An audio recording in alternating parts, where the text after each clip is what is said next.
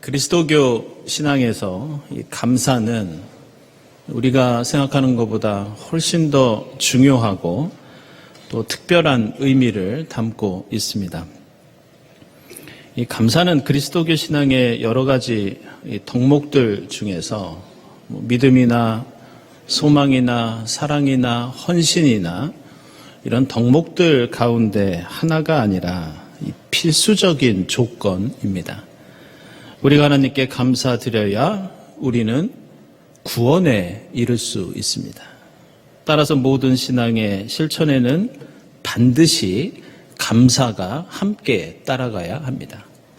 이런 이유로 오늘 복음서를 보면 예수께서 10사람의 나병 환자들에게 기적을 베푸시고 그들을 치료해 주십니다. 그런데 그 10명 중에 단 한 사람만 다시 예수님을 찾아와서 예수님께 감사를 드립니다. 그런데 예수께서는 그 감사를 하나님을 믿는 신앙의 핵심 중에 핵심으로 여기고 계십니다. 이 사마리아 사람에게 너는 나에게 고마운 마음을 갖고 있으니 너는 착하다, 잘했다 이렇게 말씀하고 있는 것이 아니라 오늘 읽은 말씀의 마지막 절을 보시면 내 믿음이 너를 구원했다. 이렇게 감사를 통해 믿음과 구원에 이르는 것으로 말씀하고 있습니다. 이것은 오늘 고린도후서에 나오는 사도 바울의 가르침도 마찬가지입니다. 말씀을 보시면 사도 바울은 봉사와 이웃사랑, 하나님을 섬기는 것과 복음을 전하는 것이 바로 하나님께 감사하는 것과 다른 것이 아님을 우리에게 가르쳐주고 있습니다. 따라서 감사한다는 것은 그리스도인의 삶과 신앙의 필수적인 조건이면서 만약 감사가 없다면 우리가 어떤 신앙의 실천을 하고 있더라도 그것은 온전한 믿음이 아니라는 것을 우리에게 밝혀주고 있습니다. 우리는 지금 예배를 드리고 있는데 이 성경에서 감사라는 말은 주로 하나님께 드리는 제사나 예배와 관련해서 자주 등장합니다. 예를 들어 구약 성경에 보면 제사 중에 번제나 소제, 화목제 같은 제사들이 나옵니다. 근데 그 제사가 어떤 성격을 가지고 있었느냐? 바로 하나님께 드리는 감사의 제사였습니다. 그래서 레위기 7장 12절을 보면 하나님께 화목제사를 드리는 것이 다른 목적이 아니라 하나님께 내가 가지고 있는 감사의 뜻을 표현하고 전하는 것이라고 말씀합니다. 이어서 13절에도 보면 감사의 뜻으로 드리는 화목제사의 제물에는 누룩을 넣어 만든 빵도 곁들여서 바쳐야 한다. 이런 말씀이 나옵니다. 따라서 화목제사가 가진 목적은 바로 감사의 표현이었습니다. 하나님께 감사의 제사를 드릴 때 이 감사라는 뜻을 가진 히브리어 단어가 매우 중요합니다. 그 감사라는 뜻의 단어는 호두 이렇게 부릅니다. 그런데 이 호두라는 말은 감사한다라는 뜻만이 아니라 하나님께 찬양하다, 기도하다, 고백하다 이것도 똑같은 호두입니다. 이것은 그리스도인의 신앙생활에서 매우 중요한 점을 우리에게 가르쳐주고 있습니다. 그것은 우리가 하나님께 드리는 감사는 단순히 고마워하는 마음, 우리의 심리적인 작용만을 가리키지 않는다는 뜻입니다. 한 단어 속에 감사, 찬양, 기도, 고백이 함께 그 의미가 들어있다면 감사는 따로 떨어져 있는 신앙의 덕목이 아니라 우리가 하나님을 믿으면서 무엇을 하든지 거기에는 반드시 이 감사가 수반되어야 한다는 그런 뜻입니다. 그래서 오늘 우리가 읽은 신명기 8장 말씀은 이러한 성경과 그리스도인의 감사가 가진 중요한 특징들을 우리에게 가르쳐주고 있습니다. 오늘 함께 읽은 8장 말씀을 보면 1절 앞에 맨 앞에 이 성경에 작은 소제목이 하나 붙어 있는데 제가 그것을 읽어보면 이스라엘이 차지할 좋은 땅 이런 작은 제목이 신명기 8장에 붙어 있습니다. 내용을 보면 이제 이스라엘 백성들이 들어가서 살게 될 가나안 땅은 샘물이 나고 시냇물이 흐르며 온갖 곡식과 과일, 먹을 것이 풍족한 곳이라고 말씀합니다. 게다가 지하 자원도 풍부하여서 돌에서는 쇠를 얻을 수 있고 그리고 산에서는 구리를 캘 수 있기 때문에 하나님께 감사드리고 찬양을 돌리게 될 것이라고 모세가 설교를 통해서 말씀하고 있습니다. 이렇듯 오늘 신명기 말씀을 겉으로 보면 제가 지금까지 말씀드렸던 내용과 조금은 다른 것을 발견할 수 있습니다.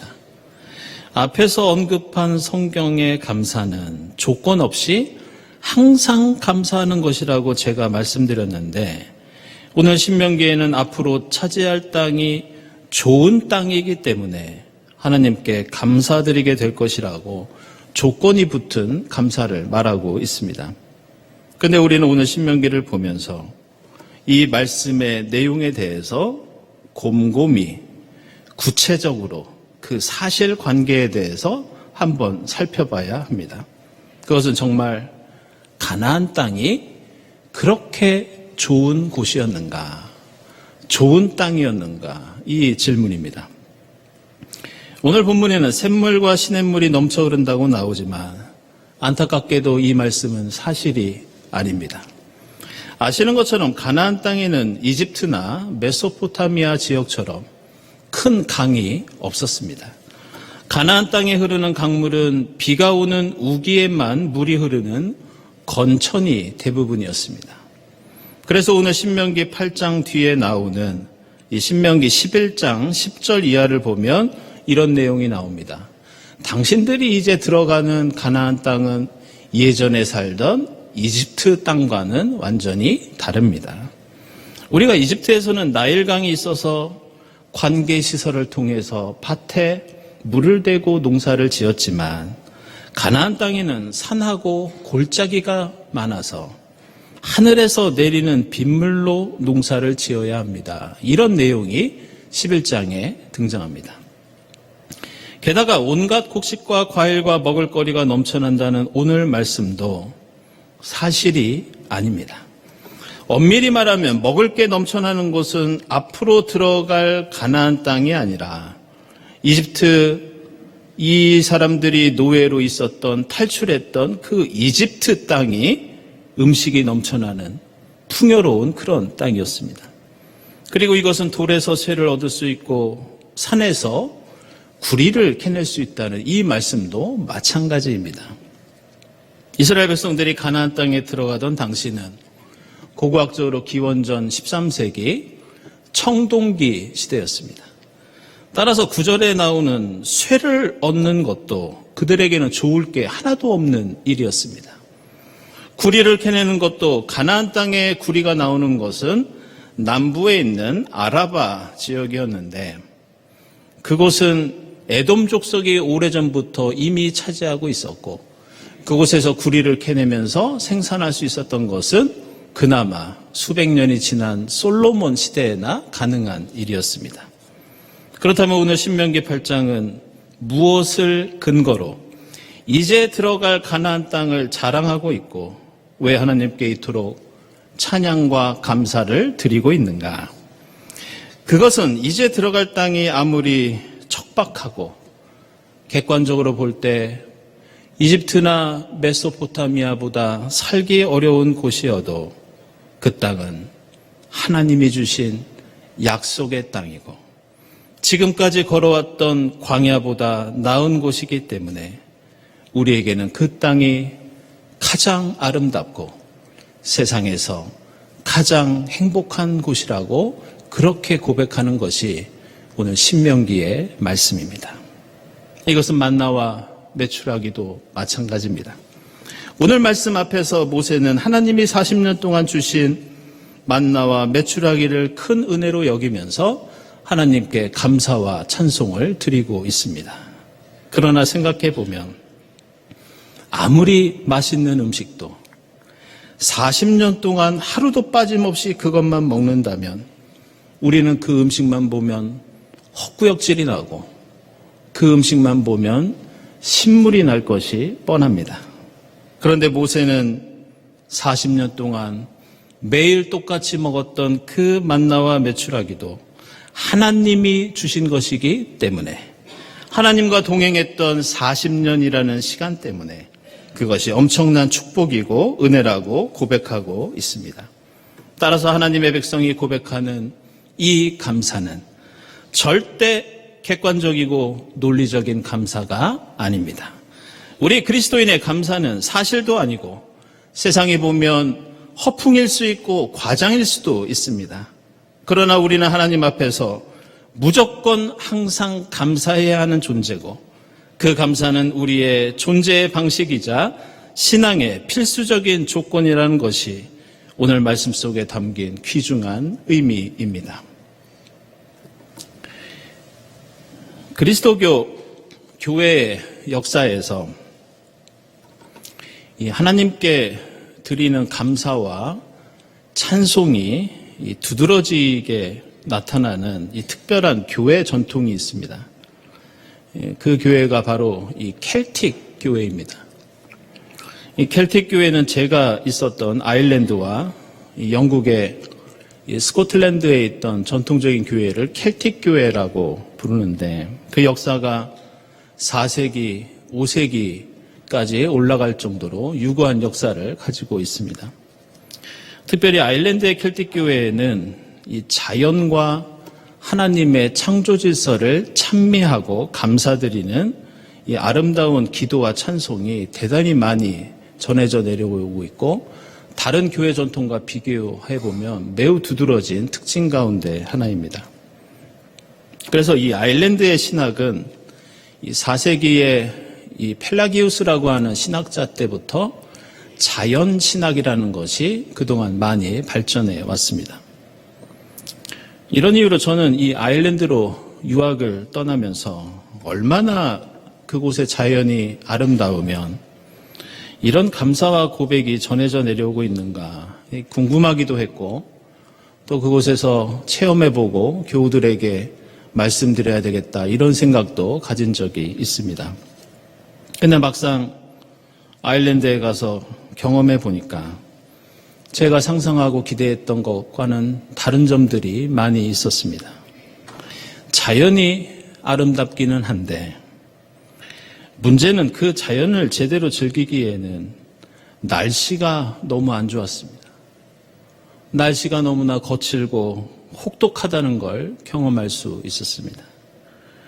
공교롭게도 제가 아일랜드에 도착해서 첫날 아침을 맞았을 때 경험한 게 집 앞에 있는 축구 골대가 비바람에 쓰러지는 걸 맨 처음 보았습니다.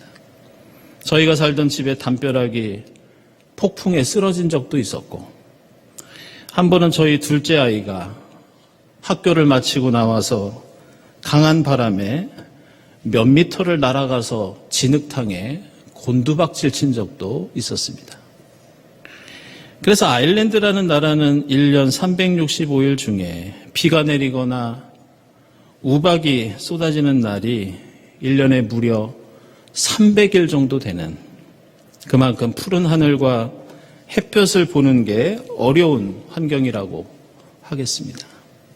그래서 저는 아일랜드 사람들이 자주 타는 비행기 중에 이 라이언 에어라고 있습니다. 거기에서 우연히 이 프랑스로 여행을 오라는 광고 문구를 본 적이 있는데, 거기에는 이렇게 써 있습니다. 여러분, 프랑스 남부의 마르세유에 놀러 오세요.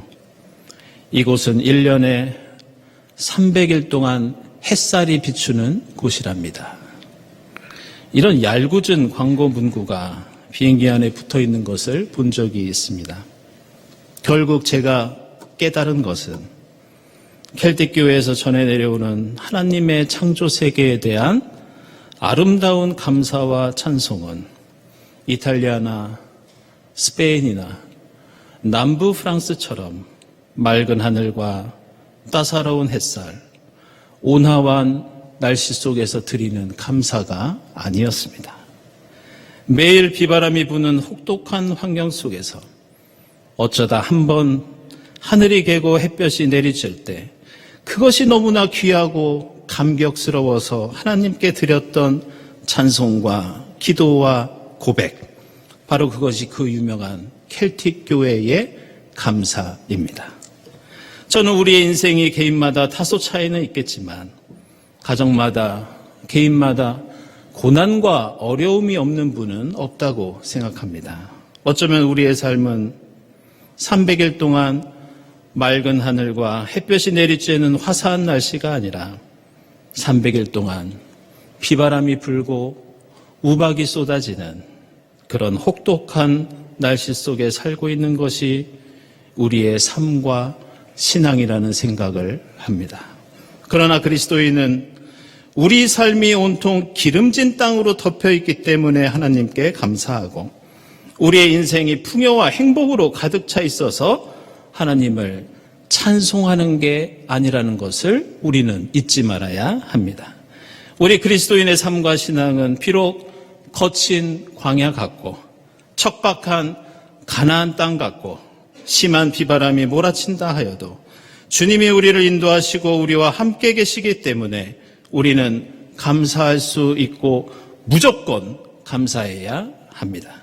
이것이 바로 그리스도인의 감사요, 그리스도인의 존재의 이유이며 우리 신앙의 정체성입니다. 그래서 하박국 예언자는 말씀합니다. 무화과 나무에 과일이 없고 포도나무에 열매가 없을지라도 우리의 양이 없고 외양간에 소가 없을지라도 나는 하나님 앞에서 기뻐하고 즐거워할 것이다.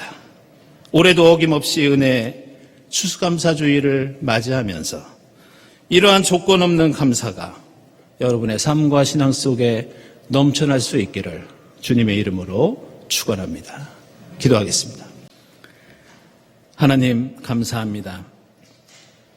올해에도 저희에게 한 해의 추수를 감사할 수 있는 기회와 믿음을 허락해 주시니 감사합니다. 저희가 걸어가는 길이 비록 거친 광야라 하더라도 저희가 머무는 곳이 척박한 가나안 땅이라 하더라도 저희의 삶 속에서 주님을 향한 감사와 찬송이 흘러넘칠 수 있도록 축복해 주시고 인도해 주시옵소서. 예수 그리스도의 이름으로 기도드리옵나이다. 아멘.